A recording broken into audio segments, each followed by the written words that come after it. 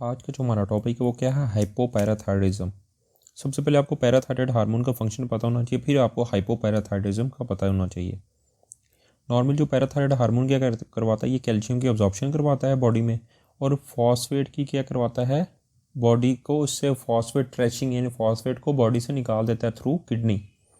Calcium की absorption और phosphate की रिमूवल करवा देता है, जिसकी वजह से पैराथायरॉयड हार्मोन नॉर्मली क्या करवाता है, हाइपर कैल्शियमिया करवा देता है, क्योंकि कैल्शियम की अब्जॉर्प्शन करवा रहा है और क्योंकि फॉस्फेट की को रिमूव कर रहा है, इस वजह से हाइपोफॉस्फेटीमिया करवाता है। ये नॉर्मल पैराथायरॉयड हार्मोन का फंक्शन है। अगर वो बोलता है हाइपो हो जाए यानी पैराथायरॉयड हार्मोन क्या हो जाए, डिक्रीज हो जाए, तो क्या आएगा,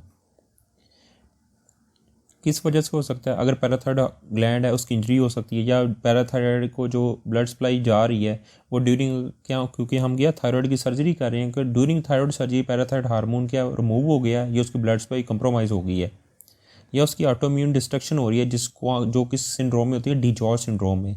इन तीनों कंडीशन में क्या होगा, पैराथायरॉयड हार्मोन क्या हो रहा है, अपना फंक्शन है वो डिक्रीज़ कर देता है, यानी उसकी जो नॉर्मल जो उसके हार्मोन की प्रोडक्शन है वो डिक्रीज़ हो जाती है, जिसकी वजह से टेटनी और हाइपोकैल्शियमिया क्यों आता है, क्योंकि आपको मैंने बताया है ना कि पैराथायरॉयड हार्मोन क्या करवाता है, ये कैल्शियम की अब्जॉर्प्शन करवा देता है, यानी हाइपर कैल्शियमिया करवा देता है।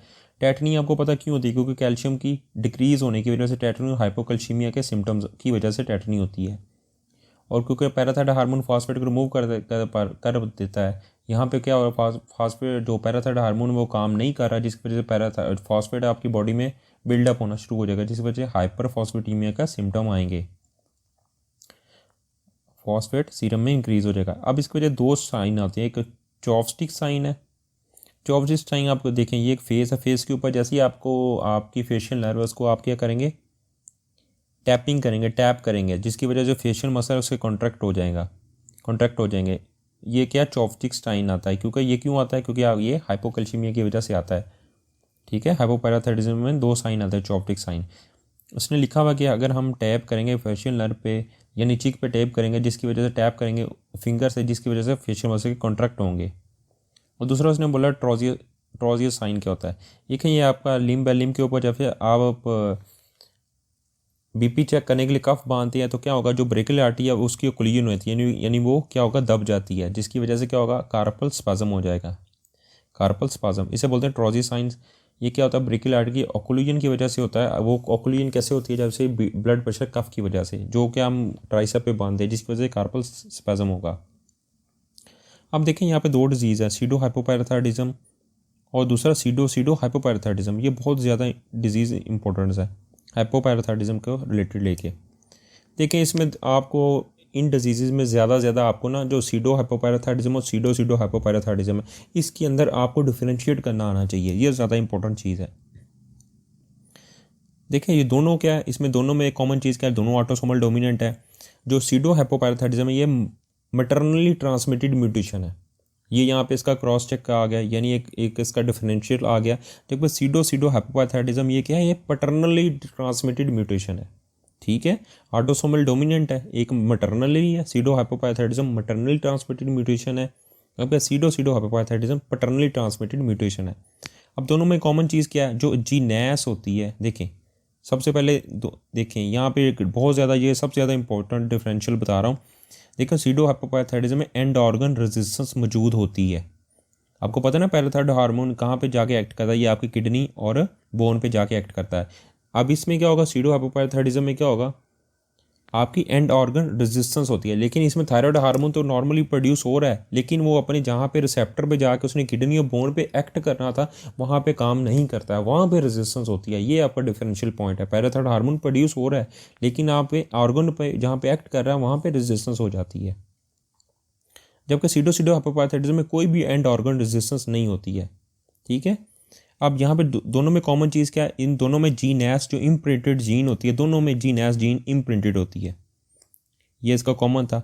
अब यहाँ पे देखें, अब यहाँ पे लिखा हो सीडो हाइपोपैराथायरॉयडिज्म में क्या आता है, इसमें कोई भी एंड ऑर्गन रेजिस्टेंस नहीं होती है। क्यों, क्योंकि आपको पता है पैराथायराइड हार्मोन क्यों नहीं होती, क्योंकि पैराथायराइड हार्मोन में जो मैटरनल एलील है वो नॉर्मल है, इस वजह से एंड ऑर्गन रेजिस्टेंस नहीं होती है। ठीक है, without end organ resistance to parathyroid hormone, क्यों, क्योंकि मैटरनल एलील नॉर्मल है।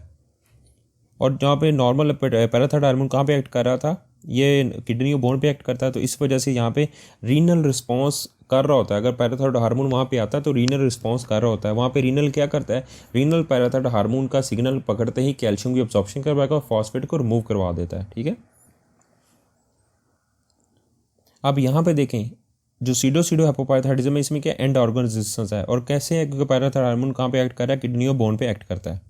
अब देखें इम्परेटेड जीन एस जीन क्या करती है, ये सीडो हाइपोपाराथायरॉयडिज्म में मोस्ट कॉमन होती है। ठीक है, देखें नॉर्मली पैराथायरॉयड हार्मोन और ग्लूकागॉन रिलीज होते हैं तो क्या करते हैं, ये क्या करता है, ये जी स्टिमुलेटरी प्रोटीन के जरिए एक्ट करते हैं।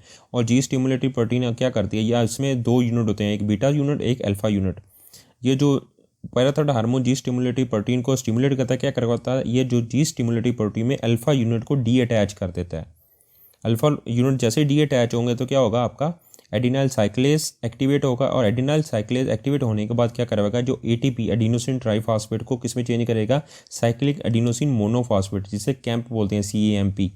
और उसकी वजह से क्या होगा, आपकी प्रोटीन काइनेज वगैरह एक्टिवेट होंगी। लेकिन यहाँ पे इंपॉर्टेंट चीज़ क्या है, जो जीन एस प्रोटीन है, जीन एस जीन जो है वो क्या करवाती है, जो जी स्टिमुलेटरी प्रोटीन होती हैं इसके यूनिट्स को क्या करवाती है, इनएक्टिवेट करवा देती है।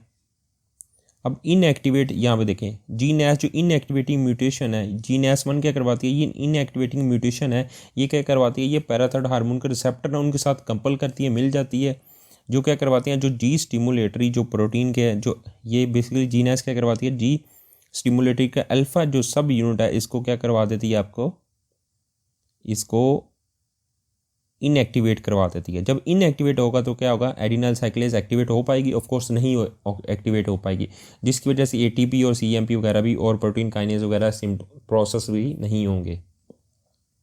इस वजह से एंड ऑर्गन रेजिस्टेंस बोलते हैं, एंड ऑर्गन रेजिस्टेंस।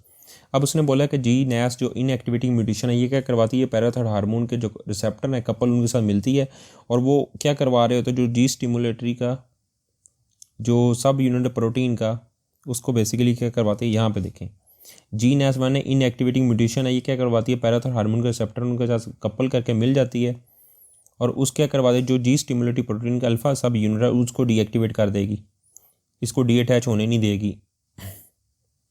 जब डी अटैच नहीं होगी तो एडिनल साइक्लेज भी एक्टिवेट नहीं होगा, जो पैराथायरॉयड हार्मोन क्या करवा रहा था, फिर अपने जो बाइंड रिसेप्टर उसके साथ बाइंड नहीं कर पाएगा, जिसकी वजह से एंड ऑर्गन रेजिस्टेंस होगी किडनी और बोन्स में। अब सीडो हाइपोपाराथायरॉयडिज्म में क्या होगा, अल्ब्राइट हेरिडेटरी ऑस्टियोडिस्ट्रॉफी होगी। अल्ब्राइट हेरिडेटरी ऑस्टियोडिस्ट्रॉफी में क्या होता है, आपकी जो फोर्थ और फिफ्थ फिंगर्स हैं ये क्या होती हैं, शॉर्ट होती हैं, फोर्थ और फिफ्थ डिजिट्स शॉर्ट होते हैं, शॉर्ट स्टेचर होता है पेशेंट का, यानी छोटा कद छोटा होता है, राउंड फेस होता है, और सब क्यूटेनियस कैल्सिफिकेशन हो रही होती है, उसमें डेवलपमेंट डिले भी होता है। ये बेसिकली किसकी सिम्टम्स है, अल्ब्राइट हेरिडेटरी डिस्ट्रॉफी में।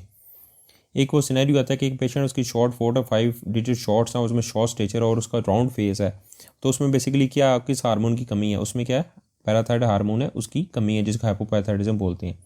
देखिए मैंने बताया सीडो हाइपोपैराथायरॉयडिज्म में क्या है, पैराथायरॉयड हार्मोन तो नॉर्मल प्रोड्यूस हो रहा है, लेकिन जो अपने एंड ऑर्गन यानी जिन ऑर्गन पे जाके वो पैराथायरॉयड हार्मोन नॉर्मल है, लेकिन जहाँ पे उसने एक्ट करना होता है किडनी पे जाके, फॉर एग्जांपल किडनी पे जाके वहाँ पे जाकर इसके जो रिसेप्टर होते हैं उनकी रेजिस्टेंस हो जाती है। नॉर्मल पैराथायरॉयड हार्मोन क्या होता है, हाइपोकैल्शिमिया और हाइपोफॉस्फेटीमिया, हाइपरकैल्शिमिया और हाइपो। यहाँ पे पैराथायरॉयड हार्मोन तो नॉर्मल है, लेकिन ये कैल्शियम का लेवल क्या होगा, डिक्रीज़ होगा, क्योंकि ये अपने रिसेप्टर पर सही से काम नहीं कर पाता, नॉर्मली रहता है, यानी कैल्शियम डिक्रीज़ होगा, फॉस्फेट हाइपरफॉस्फेटीमिया होगा।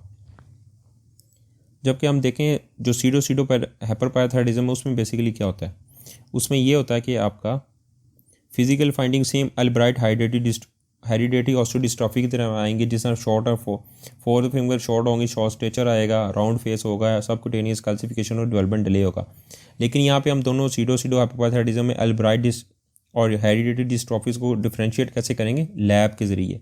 इसमें पैराथायरॉयड हार्मोन, कैल्शियम, फॉस्फेट का लेवल नॉर्मल होता है, लेकिन यहाँ पे क्या होगा, पैराथायरॉयड हार्मोन तो नॉर्मल इंक्रीज़ होगा, लेकिन कैल्शियम और फॉस्फेट क्या होगा, कैल्शियम डिक्रीज़ होगा, फॉस्फेट इंक्रीज़ होगा, यानी ये नॉर्मल सही से अपने रिसेप्टर पे काम नहीं कर पा रहे होंगे।